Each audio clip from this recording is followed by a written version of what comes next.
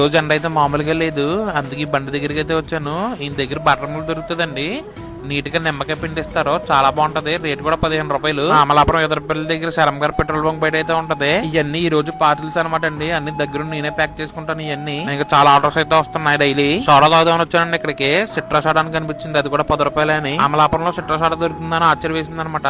పర్వాలేదు, 10 రూపాయలు బాగానే ఉంది, మరి అంత దాని టేస్ట్ లేకపోయినా సరే బాగానే ఉంది. పచ్చళ్ళలోకి వెల్లుల్లిపాయలు ఆయిల్ తీసుకోవడానికి వచ్చాను, కారం అనమాట. ఈ రోజు కొత్తగా అయితే ఆవకాయ పెట్టామండి. ఉల్లు మాక 20 కేజీలు, కూర మాక ఒక 20 కేజీలు పెట్టాం. ఇది వచ్చేసి ఉల్లు మాకాయ. మనం దీంట్లో యూజ్ చేసే కారం గానీ ఆయిల్ గానీ ఏదైనా సరే నెంబర్ 1 వాడతామండి, ఆఖరి సాల్ట్ తో సహా. ఇప్పటికి కొనుక్కున్న వాళ్ళ దగ్గర నుంచి అయితే చాలా బాగుందండి. కొత్త ఆవకాయ, ఉల్లు మాక, కూర మాక రెస్పాన్స్ అయితే చాలా బాగుంది. ఒకసారి మీరు కూడా ట్రై చేయండి, పైన లింక్ ఉంటుంది, దాంట్లోకి వెళ్ళి కొనుక్కోవచ్చు.